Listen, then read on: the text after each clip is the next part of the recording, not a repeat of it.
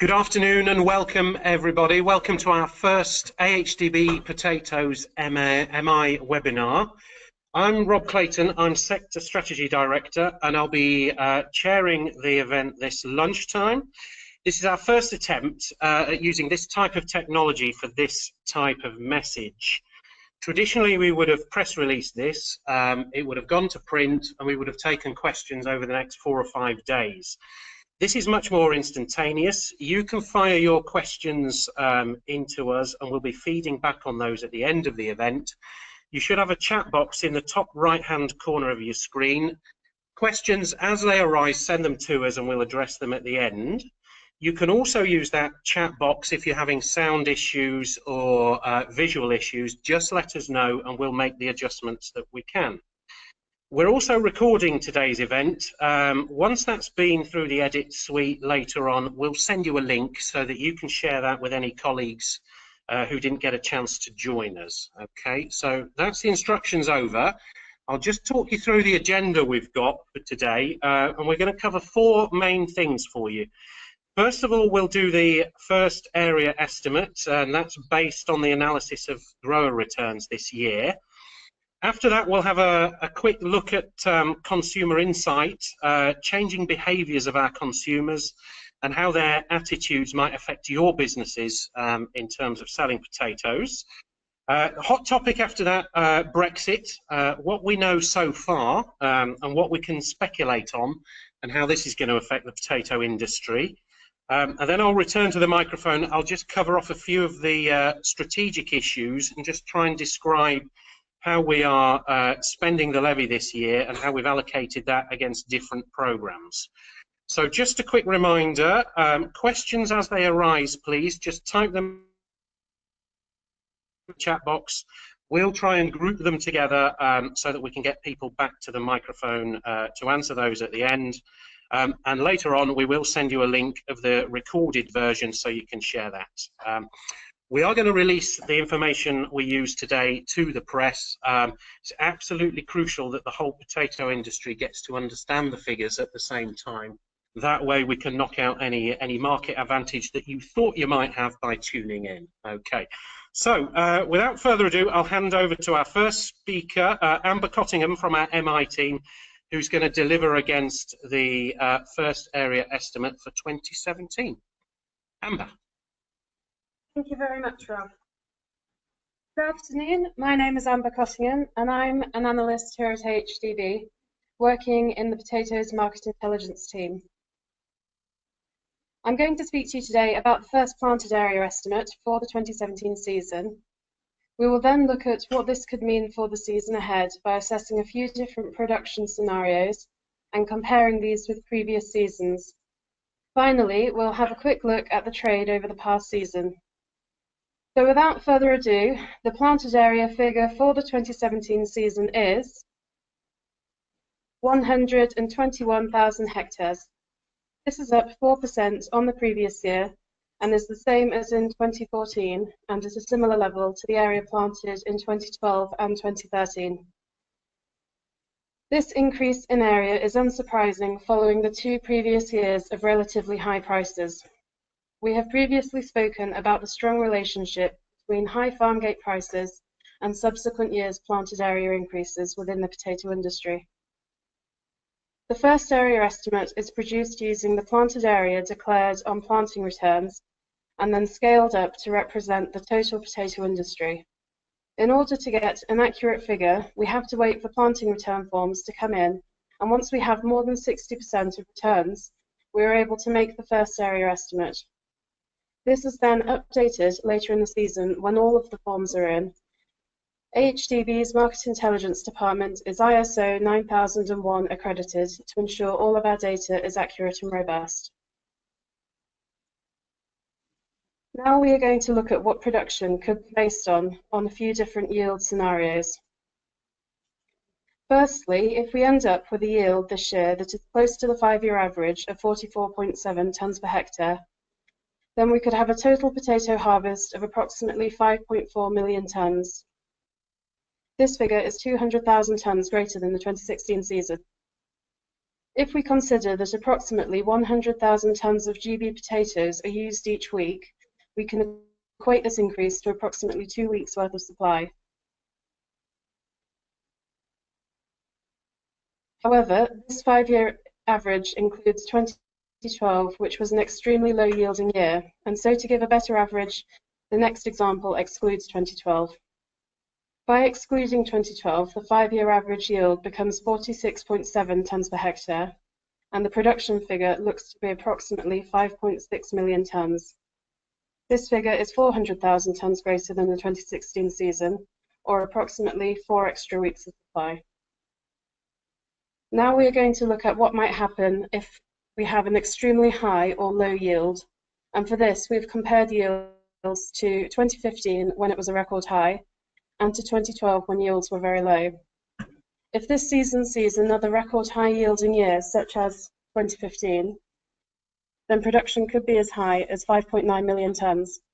This would be 13% up on the previous season, although if weather events change dramatically, the yields take a nosedive, then production could still be as low as 4.5 million tonnes, which would be a 14% decrease in production on the previous season. Although the area figure is important, it's clear that yields play just as large a role in determining the supply of potatoes in any given season. Here we have looked at a couple of previous seasons with similar planted areas to see if there is a correlation between planted area and price. As you can see, the blue line at the top of the graph represents 2012, and there are some very high prices in this year due to weather events causing a greatly decreased production at around 4.5 million tonnes.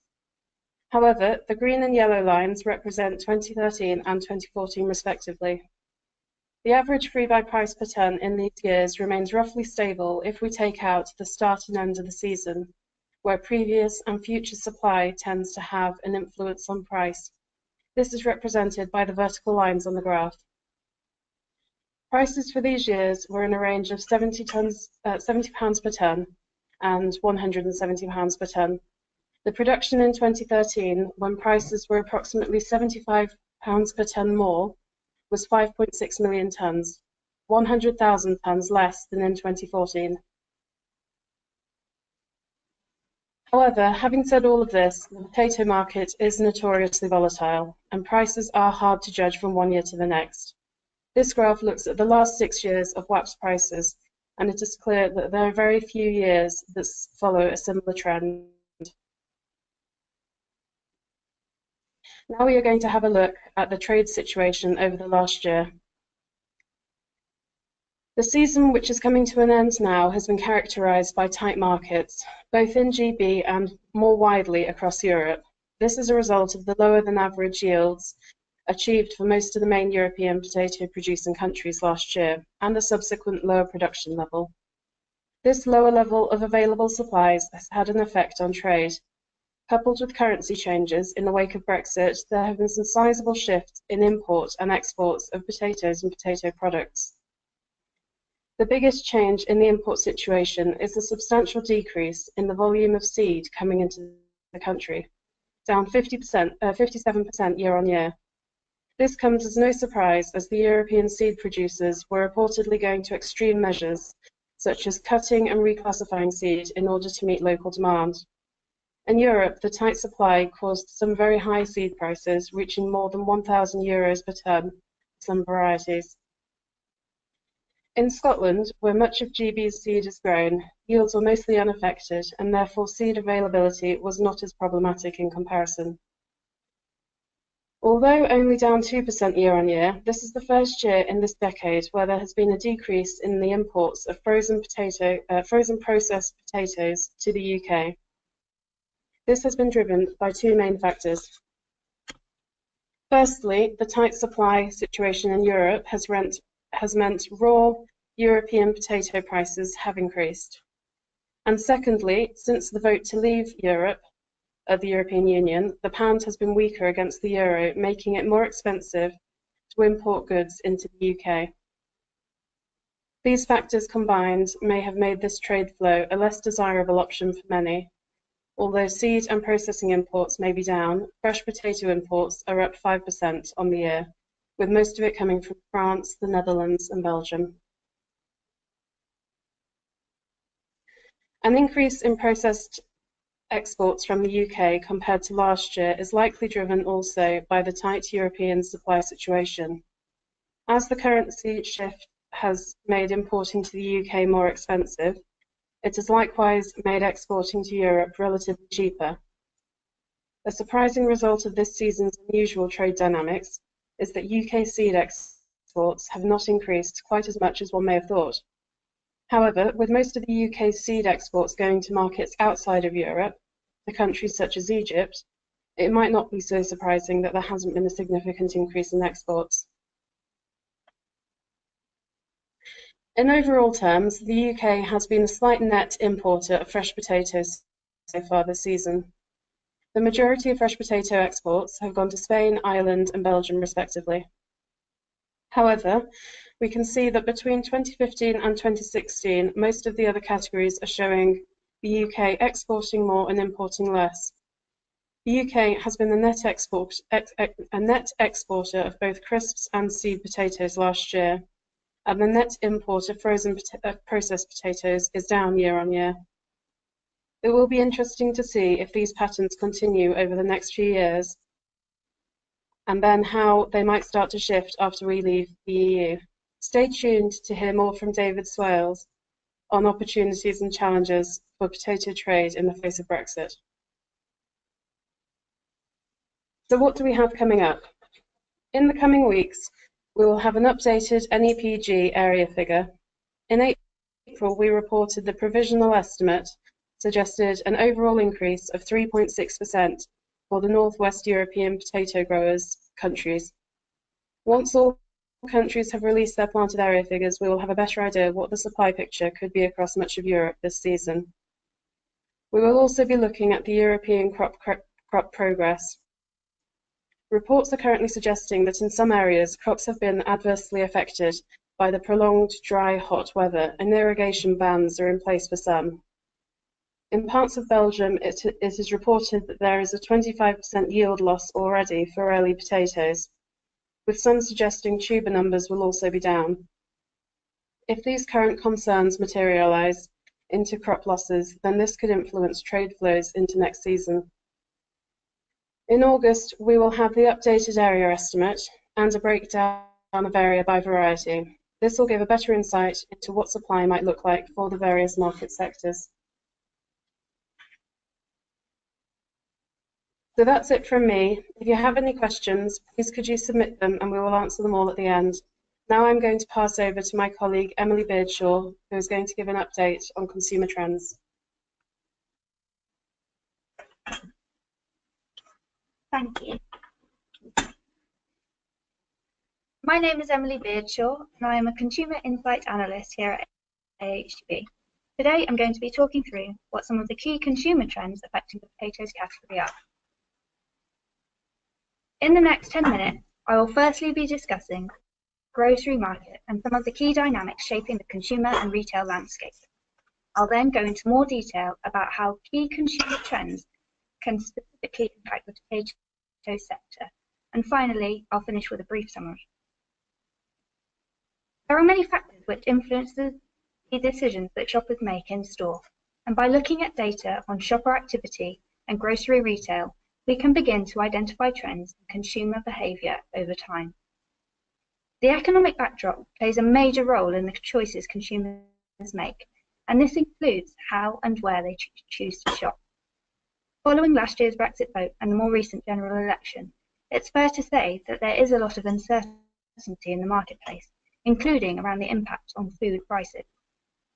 Looking at Kantar World Panel data, we have recently seen grocery inflation return following a record period of inflation, as can be seen on the graph. We know from previous periods of high grocery inflation that rising prices can cause shoppers to alter their habits as they begin to feel the squeeze on their household budget. This could happen in a number of ways, such as trading down from a branded product to own label, or changing from a premium level tier to standard or value range. It could also be by changing the store that they use or by removing certain products from their weekly basket. In terms of the Retail landscape, over the past few years, we have seen continued growth in grocery for the discount stores, Aldi and Lidl, as they are increasingly seen as offering good value for money. Hence, more households are now using them for their main shop. This was symbolised by Aldi overtaking the Co-op in grocery market share earlier this year, causing it to become the 5th largest grocery retailer in the UK. Not only this, but the pricing strategy of everyday low prices used by these stores has been replicated among the top 4 multiples, meaning that we have seen large decreases in the level of promotional activity in store. This is something that has impacted total grocery, but also the potato category.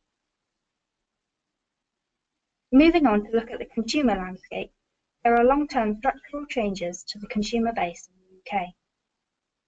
We have an ageing population, and by 2027, more than a third of the population will be above the age of 60. We have also seen an increase in the number of people living in 1- and 2-person households. This is partly due to the increasing size of the elderly population, but it is also a result of the changing habits of younger consumers. Younger generations are behaving differently to previous generations and are making different lifestyle choices. For example, many are choosing not to get married or have children until later on in their life, so this is also contributing to the increasing number of smaller households. There is change too in consumer behaviour relating to grocery products and meal choices. One of the key changes we have seen is that the time consumers are willing to spend preparing and cooking an evening meal has dramatically decreased since the 1980s. Kantar World Panel usage data suggests that this has in fact halved since 1980, from 60 minutes down to 30 minutes. This can be seen to reflect consumers' busy lifestyles, and that it has perhaps become less important to have a family-focused evening meal in favour of spending more time on other leisure activities. This forms part of a wider trend for a wish for convenience, and convenience here can be thought of as a combination of time-saving, ease and practicality. Another change is in the types of meals that we are eating. There has been a move toward dish-based cuisines from meat-centred meals. A meat-centred meal would be something like a traditional roast dinner, whereas a dish-based meal would be something like a shepherd's pie, fajitas or lasagna. The number of meal occasions where dish-type meals were eaten has been growing at a faster rate over the past 2 years than that of meat-centred ones. When asked about what it is that makes consumers choose a particular food or meal to eat at home, enjoyment is always the most important reason, followed by practicality and increasingly health. Consumers are constantly provided with different health messages in the media, and it is a particularly important consideration for more elderly consumers. At AHDB, we have been researching the importance of health in relation to food, and more information can be found in our recent Consumer Focus report, which is available on our website. I am now going to explain some of the ways that changes to the consumer landscape and consumer behaviour impact the potatoes category specifically. As I have mentioned, convenience can be a combination of time-saving, practicality and easiness. The reduced time people are taking to prepare and cook main meals poses both challenges and opportunities for the potato sector. Traditional meals featuring boiled, roasted or jacket potatoes may take longer than the 30-minute average preparation time. This graph shows the changes in volume of different fresh potato categories sold over the past few years, and you can see that although main crop volumes, which make up the highest proportion of fresh potato sales, have been in decline, the volume of baked potatoes has recently been slightly increasing. This is perhaps a reflection of the little effort involved in preparing a baked potato to go in the oven, demonstrating that time isn't the only factor of importance when it comes to convenience. Secondly, if we now look at this chart, which shows spend on total fresh, chilled and frozen potato categories, you can see that for fresh potatoes, there has been a continual decline in spend, whereas for frozen and chilled categories, they have seen steady and even slightly increasing spend over the same time period. We monitor consumer attitudes towards potatoes for a 6-monthly survey, and you can see here 2 aspects that consumers say can put them off from buying fresh potatoes: their weight and the time that it takes to prepare them. The potatoes industry has responded with new ways to make potatoes easy to fit with this trend for convenience. Over the past few years, this has included quick-cooked chips and pre-cooked jacket potatoes, which reduce the time needed to prepare and cook these types of potato product. There has also been sales growth in chilled potato products such as pre-prepared mashed potato and seasoned wedges, and these help to provide easy meal solutions for those consumers who are willing to pay a premium for them. These examples show how the potatoes industry is already adapting to the demands of the consumer for speed and ease of preparation, removing the need to peel and reducing the time required. Thinking about meal type and the move away from meat-centered meals, there is here a shift toward dishes from other cuisines. And whereas traditional British meals like pie and mash, casserole and roast all feature potatoes as the staple carbohydrate, popular dishes from Italian and Oriental cuisines often include a different staple carbohydrate such as pasta, rice or noodles. This ratio shows that the proportion of meat-centered meals and dish-based cuisines that we eat is now equal.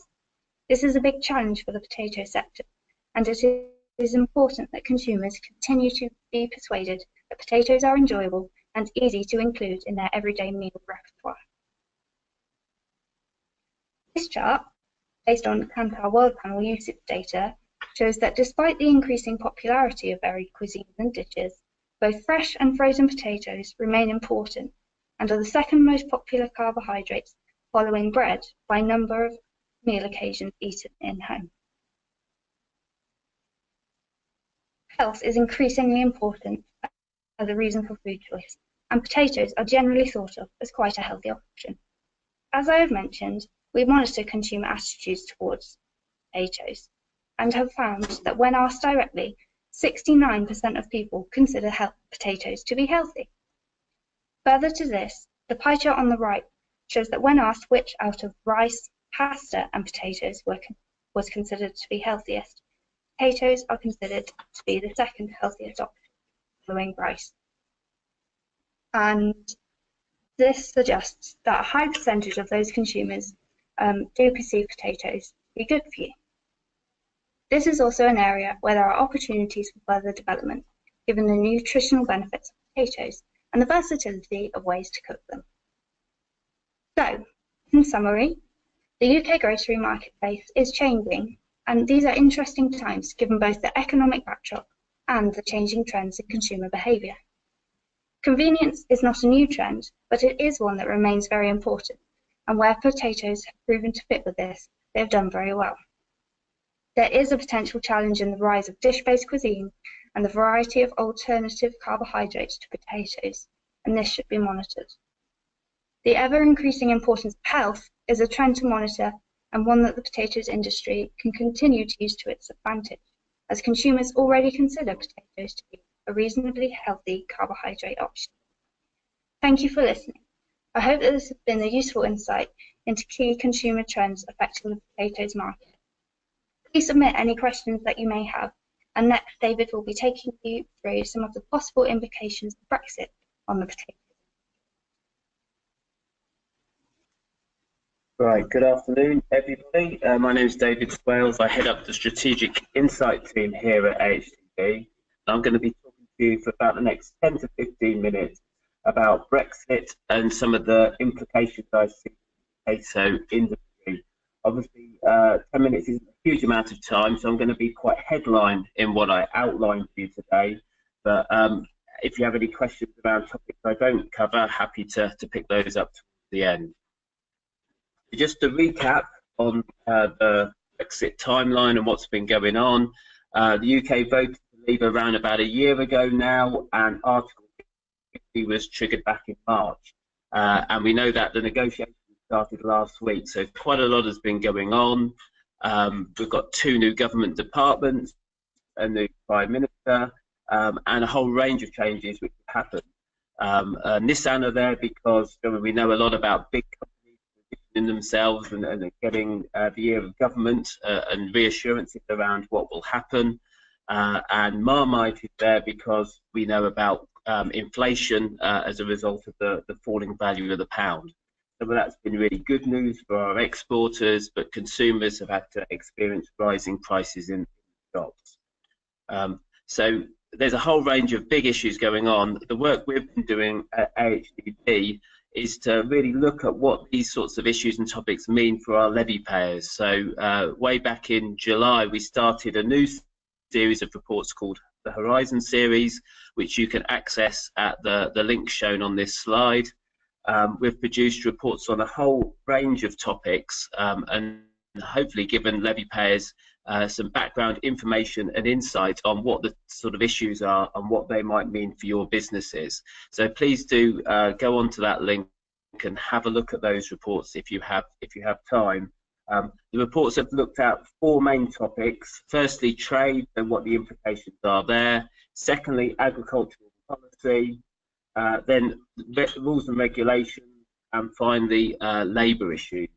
So because of time today, I won't be able to go through everything. I'm going to focus very much on some of the trade issues, which I think are perhaps the most significant of Brexit, but we will touch on some of the agricultural policy issues towards the end as well. So starting with trade, there are a whole range of existing options of trading relationship which the UK may want to learn from when we to establish a new relationship with the EU. And I think this diagram is quite helpful. It shows that there is a trade-off with the level of autonomy which the UK gets with regard to regulation and our trade costs in terms of our relationship with the EU. So from left to right, the UK obviously gets more autonomy the further to the right it goes, but the trade costs get higher and vice versa. So what we do know now is we know where the UK government is aiming to land. So the landing zone is very much labelled here a US/Canada option. So that's a comprehensive free trade agreement. So the UK government are hoping to establish a new type of relationship where there will be tariff-free trade with the EU. The trade we have with the EU won't be completely frictionless because we will now be outside the single market. That means there will be customs checks and border checks with our trade going to and from the EU, which will make trade harder, and it may even add some cost to our trade. But certainly the government is aiming to achieve a sort of tariff-free arrangement. And these tariffs really are quite high for some goods, and we'll look at what they are for potato products in just a moment. It's important we also note that if we do not achieve a free trade deal as a result of the negotiations with the EU, we will end up trading under WTO or World Trade Organization terms, and that will have quite a profound impact on many of our sectors. So in terms of what some of these issues mean for potatoes, we produced a report back in October, November time, looking at what some of the issues were for the potato industry. So this is the report here.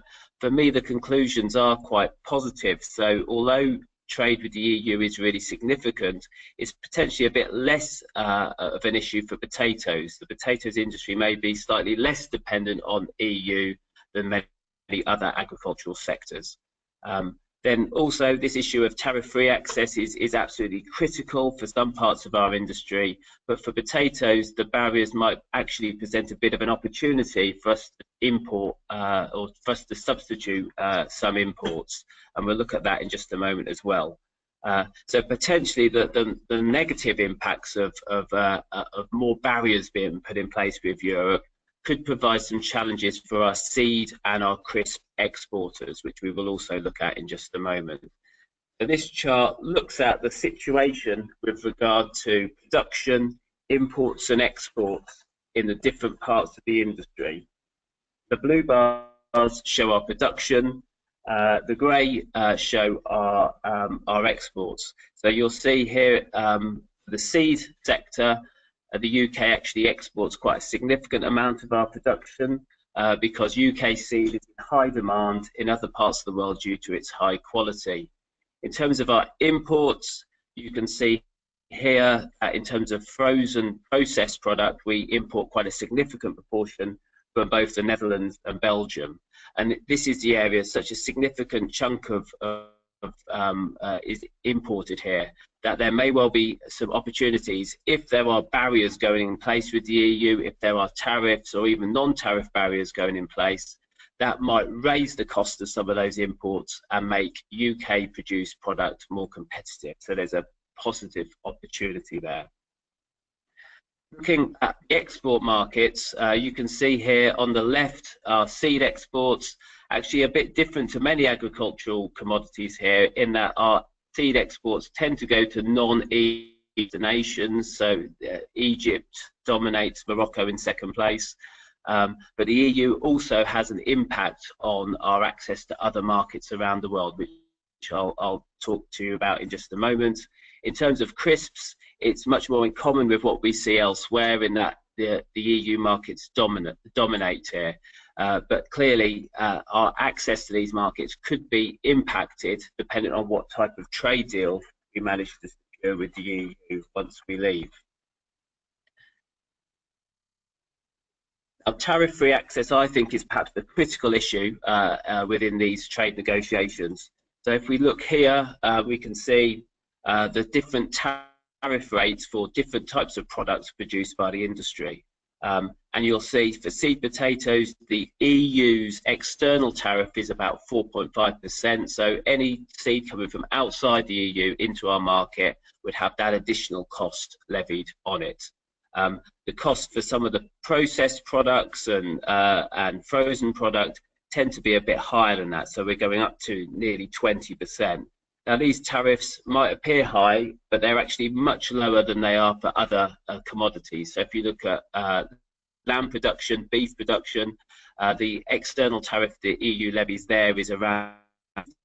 So in many cases, at those sorts of levels, trade just stops. I think at these levels, obviously, these tariffs would be a hit for our industry if they were levied on us, but they may not necessarily be completely the end of the world. The EU also governs our trade relationships with other countries. So if you look at this map, you can see in orange a number of countries around the world where we have preferential access. So both Egypt and Morocco are in orange there, and once we leave the EU, we will lose access to these preferential trade agreements. So UK seed going into Egypt will experience a 2% tariff. For Morocco, the tariffs are much higher, they're 40%. So actually, at those levels, we may well lose access to the Morocco market. And as we saw earlier, that accounted for around 10% of our seed exports.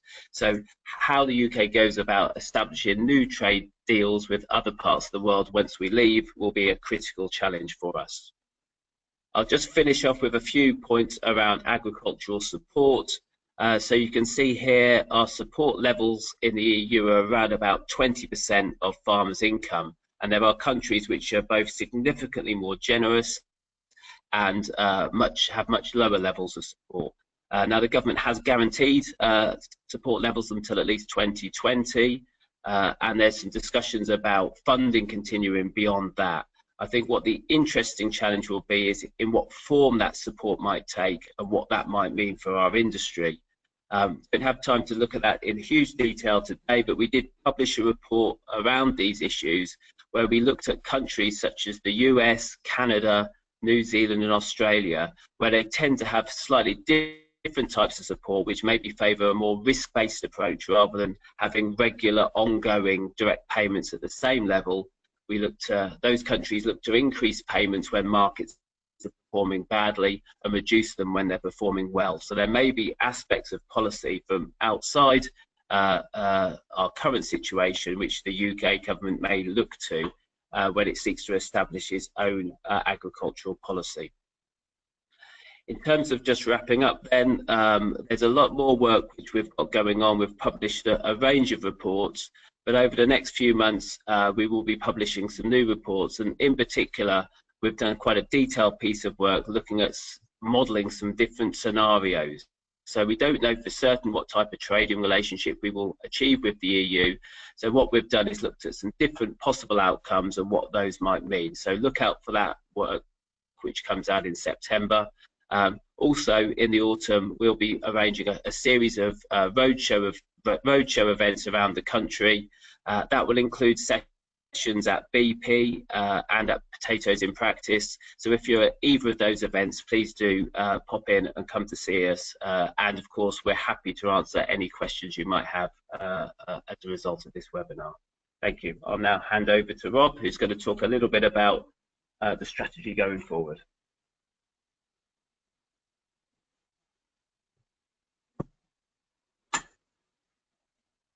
Okay, thank you very much, David.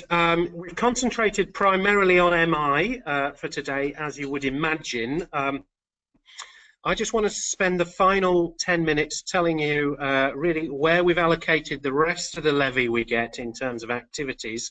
And these are potentially areas we can return to in future webinars.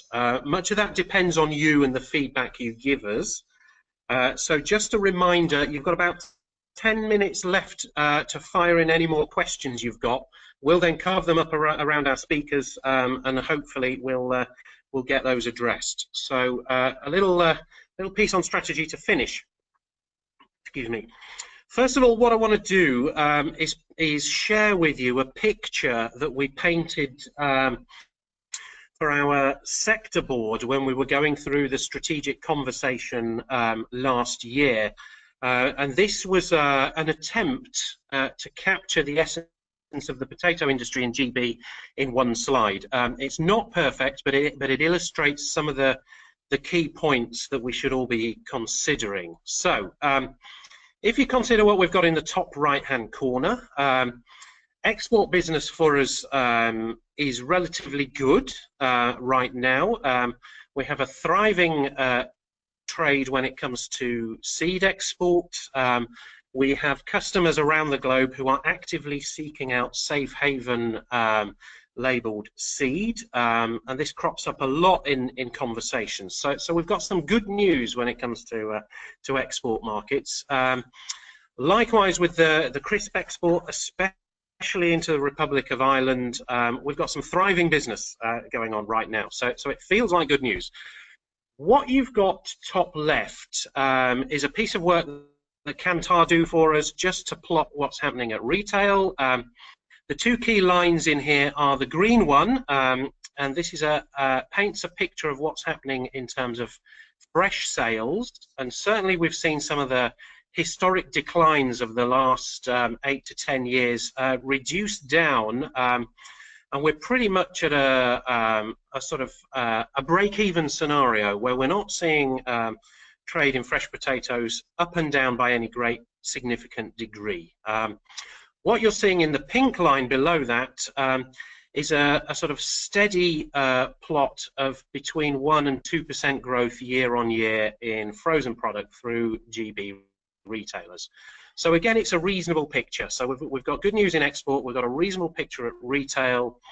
Down in the bottom left, this is from a different data set now, but this just captures information on who's eating out, who's dining out, and what it is they're eating.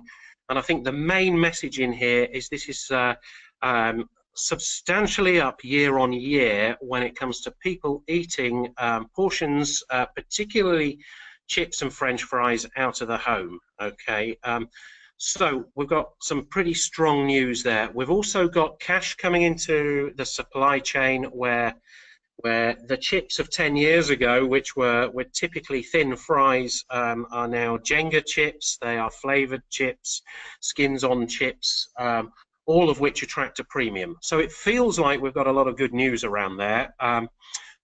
But in the bottom right-hand corner is more of a worrisome scenario, and this is an analysis over the last few years of processing yields achieved on the continent compared to GB. And the bitter pill to swallow here is that most of our key competitors are out yielding us, and as a consequence, they are able to sell at a lower cost.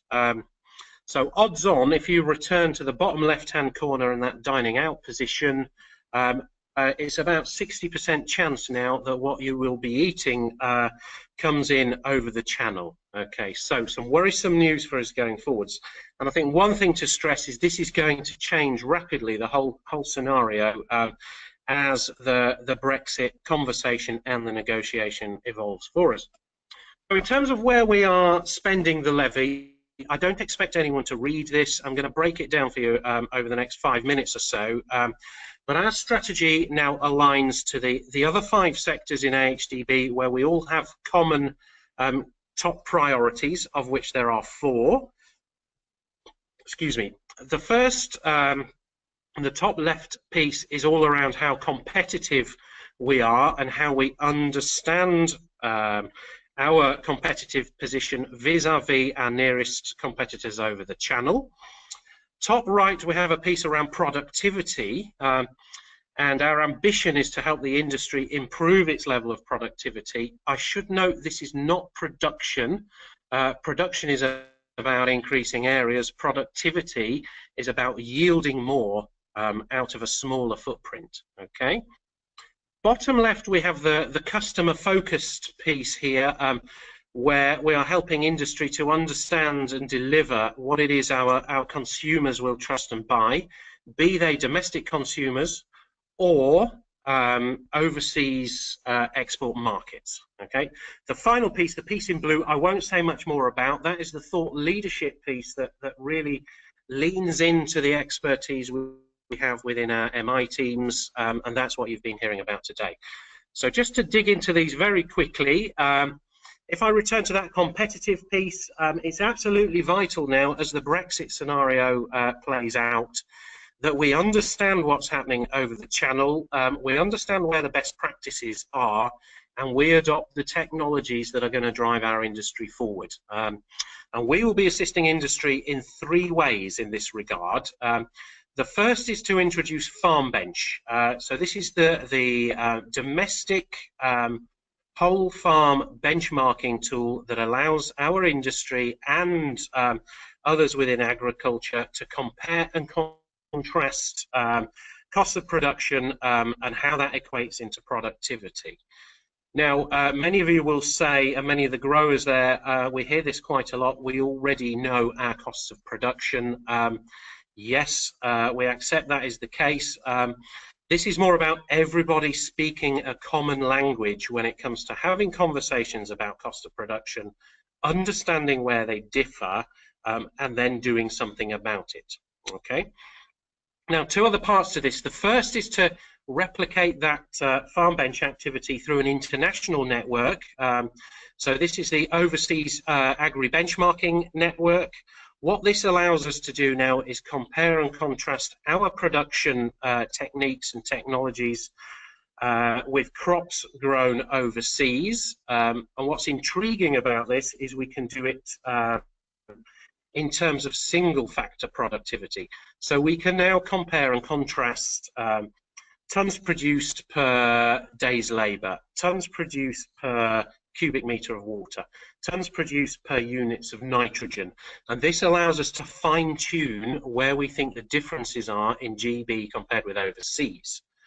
What underpins all of this is a much deeper technical analysis that our research and development and knowledge exchange teams will be engaging in. This is where we learn about how different techniques and technologies are being deployed overseas. So the holy grail for us is to find something in the international benchmarking that tells us we are different, then understand what that difference is through our deep technical analysis, and where we find those 2 match up, that is the sort of activity we can play out through our knowledge exchange and our spot farm networks. Part 2 is all about productivity, and I think it's a common message now that we've achieved a plateau when it comes to yield, and it's something we need to shake out. And there are various ways in which we can assist industry in doing this. Now, when our sector board looked at this a year ago, they were pretty content with the research and innovation strategy that we'd already got. It was negotiated long and hard back in 2015, and it is one they wanted to continue adopting. But what they did want us to introduce is something around agronomists and advisors on farm. What we've recognized over a period of time is that growers who use agronomists more than others, they have different attitudes to AHDB, they have different ways of interpreting the information we provide, and it's a network that we simply have to do better to tap into. So we'll be introducing posts around getting that agronomist relationship right. Similarly with Sutton Bridge, what we know is we have a state-of-the-art research facility, but the message we get back from levy payers through our surveys is that converting some of the science coming out of Sutton Bridge into best practice on farm, store design, best use of CIPC, it takes time and there's a lot of inertia in the system. So we're introducing a new knowledge exchange function at Sutton Bridge to help industry capitalise on some of the knowledge that resides in South Lincolnshire. The final piece in there, after 2 years of really positive feedback around the Spot Farm network, it is one we want to expand, and we'll be looking very closely at what happens in the north of England during this year and what we can introduce there to grow the network. When it comes to the third element, this is the customer piece. 3 things I want to point out on here. And at the bottom of the screen here, you'll have reference to our EU co-funded partnership with Bord Bia. This is better known as Bud the Spud to some of you. This is it's an online and social marketing activity where we are targeting 24 to 44-year-old females, trying to influence their purchasing habits and in particular frequency of purchase and attitude to health attributes of potatoes. That has 1 year to run, at which point that program comes to an end. I'll now draw your attention to the top left, because we've worked over the last year with our industry and with our stakeholders to develop a new approach to marketing. It's one we are calling advocacy. It is much more about striking up a relationship with key influencers, those people who are most likely to influence consumers, both current and of the future, in terms of their attitudes and their behaviours. So to give you a little bit of the flavour, we would see Department of Health as key influencers. We would see Department of Education as key influencers as well. We would, on top of that, see key journalists across a lot of the dailies who have both a positive and negative impact on the way our consumer population thinks about potatoes. So it's working up an evidence-based package based around nutritional attributes and sustainability criteria of potatoes, and sharing those with our key stakeholders such that they can strike an influence over the population. The final piece is to talk about export. David's already given you a flavour of some of the effort we're going to have to put into trade negotiations almost on a one-to-one basis.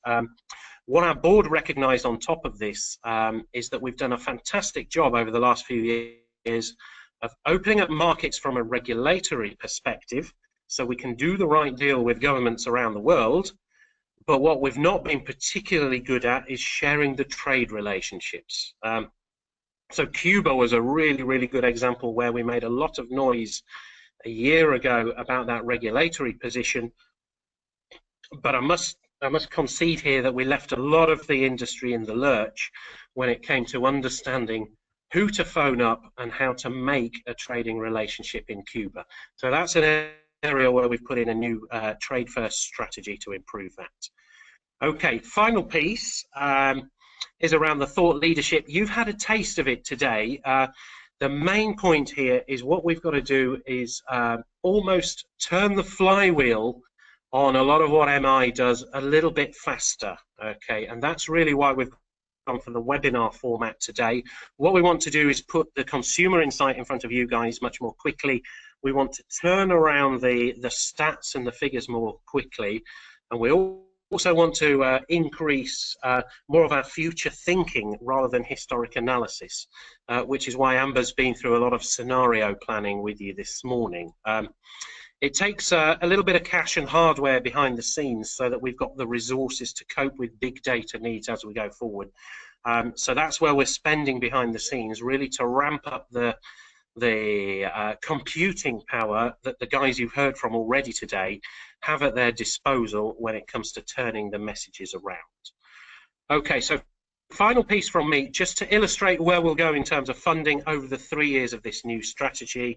I suppose the key areas to look at for today are the green versus the light blue. So what we'll see over a period of time is more cash and more of the levy spent against technical issues. The reason for that is we recognise productivity and competitiveness as the things we absolutely have to assist with as we go through this Brexit conversation.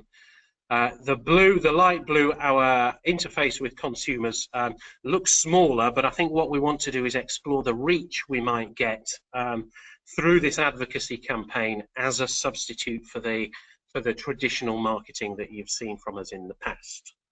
Okay, hopefully all clear, but what we're going to do for those of you who want to dig into the detail is we'll be putting the business plan out online by the end of the month. That will have the decks of KPIs, the point at which you can start to hold us to account and really tune into the key points of our delivery. Okay, so watch out for that one. That'll be up online by the end of the month. Right, that's enough from me. What we're going to do now is go into a Q&A session. I'm going to hand over to Jimmy. Jimmy Phillips, part of our comms team, is just going to structure this for us a little bit. Just keep us on our toes. We're all going to have to change seats, so just do bear with us while Jimmy gets sorted. Thank you. Thanks for that, Rob, and thanks to all of our presenters today. Hopefully you've all found it useful. We had 124 people register for this event, and we've got plenty of questions. We're going to structure it in the same order as the presentations were ordered today. So we've got 2 questions for Amber on the planted area estimate. First question is from Will Carter. We had a similar question from Robert Burrow. Does the 4% increase apply to all subcategories? So the 4% increase in GB planted area applies to the total area planted to potatoes. So this doesn't differentiate between market sectors as yet. In the coming weeks, we will continue to collect the data on planted area, through which we will be able to start analysing the information at a variety level. And this will help to provide an indication of the change in area per intended market sector. So the other question from Robert Burrow, which was similar, was are there any major regional changes in planted area? So likewise, once we get more of the planted area forms back in, we'll be able to do some more analysis on this and hopefully answer those questions for you. Thanks, Amber. The next question, which is from Andy Clarkson, follows on from that really. You mentioned in your presentation that the next piece of information would be available in August, and Andy would like to know when specifically in August that might be. So we don't have a specific date. It is as soon as we can accurately produce this information. So we'll aim to get it out to levy payers as early as we can, but we need to spend a bit of time analysing the data by variety and ensuring that the information we provide is accurate and representative. So no confirmed release date as yet, but we'll advertise this in our weekly publications and press releases, so you'll know when to expect it. Lovely. Thank you, Amber. That concludes Amber's part of the presentation, so the piece on planted area estimate. If you have any questions which we didn't answer today, or any questions you think of after the event, you can always email them into potatoes.mi@ahdb.org.uk. We've now got a question for Emily on the Consumer Insight side. The question is, the question's following on from Emily's points on health perception of fresh potatoes. The question is, do you know the health perception for chilled and processed potato products as well? So the questions that we currently ask in our consumer tracker are based around different cooking styles, such as baked, boiled, roast, and chips. And they're not specifically targeted at understanding the health perception of chilled and processed frozen potato products at the moment. However, this is something that we could look into going forward.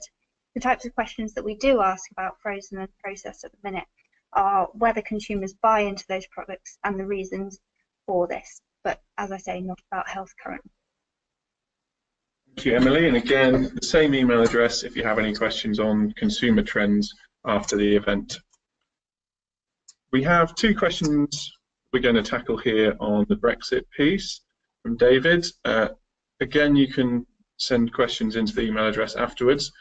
I'm going to roll two questions into one here, both from Richard Clark. First of all, he wanted to know why most of the presentations from the AHDB present such a negative attitude to Brexit. And I think this follows on. Surely, if we apply the same tariffs to importers as they apply to us, we will get the benefit to UK production. Thank you, Richard. Yeah, thank you for your questions. In terms of the tariff barriers, I think you make an excellent point there. So, in essence, these what I highlighted were the EU's common external tariffs, which they have in place for countries where they don't currently have a trade deal in place with. Now, when we leave the EU, it will of course be within the UK's control to set its own tariffs. The key thing is we have to have a common tariff for those countries we don't have a trade deal with. So the exact level that is set at will very much be determined by the UK government. In the event that we don't achieve a trade deal with the EU, I probably think the most likely outcome is we set a similar or the same external tariff as the EU currently has in place, in which case there'll be sort of mutual tariffs in place which arguably cancel each other out.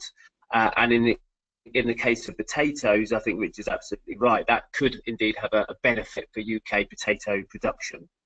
So yeah, the effect those barriers would have would play out differently depending on whether we're a net importer or a net exporter of each commodity. So in terms of the negativity, wow, how can I answer that? Certainly, our role, I think, at AHDB is to be evidence-based and balanced. And I think within my presentation, I highlighted both opportunities and challenges with Brexit. I think in the near term, all of the evidence to me shows that actually the risks associated with Brexit are very high. So I think it's absolutely right. We do focus on some of those risks and highlight them. And I would hope that by highlighting and discussing these risks, that the sort of worst effects of Brexit could be mitigated or indeed avoided by the decision makers. Okay, thanks, David. Another question here from Archie Gibson. How will the 4-week negotiation cycle, I assume Archie means between the UK government and the EU, how will that negotiation cycle be communicated back to AHDB month on month? And will plant health be in the vanguard of negotiations? Thank you, Archie. In terms of the negotiation cycle, myself and many colleagues at AHDB are liaising very closely with colleagues at DEFRA. So I would expect any sort of support or information they need to support the negotiations would be fed back via that route.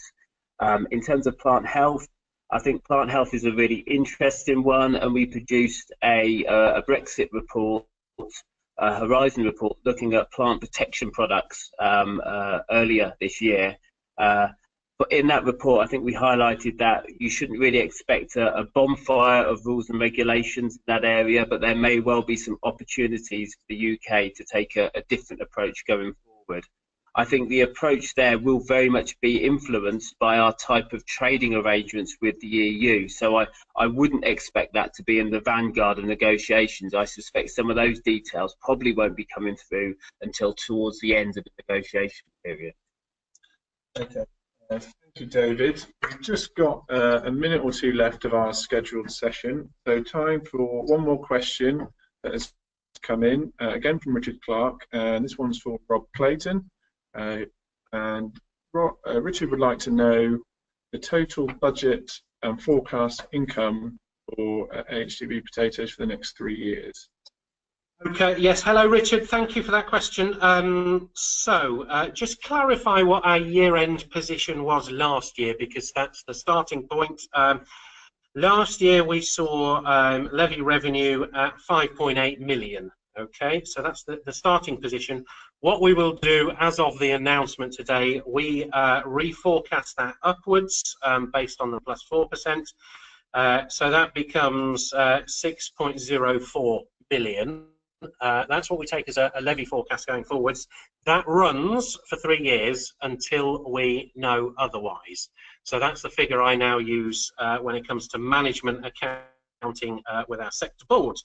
The final piece of the jigsaw is not all about the levy, is we have about another £1 million worth of revenue that comes in through match funding channels. So some of that is contracted work at Sutton Bridge. That comes into our books. Some of it is around match funding for knowledge exchange activities. So our spot farm programs, for example, are co-funded by different government funds to make sure we deliver innovation in the field. And then there's a final piece. So as I've already described in my presentation, we're currently in receipt of euros to match fund the marketing program we have joint with Board Beer. That will run out after a year, so we will see that million fall back after a year by about 500,000. Okay, so it's a 6.04 million plus a million falling to 500,000 over time. Thank you very much, Rob. Thank you all for listening. We've stuck to schedule. As I say, you can send questions into potatoes.mi@ahdb.org.uk. Your next opportunity is to catch up with us are at the Spot East Open Day at Elvedon on the 6th of July, or at Post-Harvest Showcase at Sutton Bridge on the 27th of July, as well as a range of field walks at our spot farms. Please do check our website for those dates. All that remains is to thank the presenters and hope you enjoyed the session.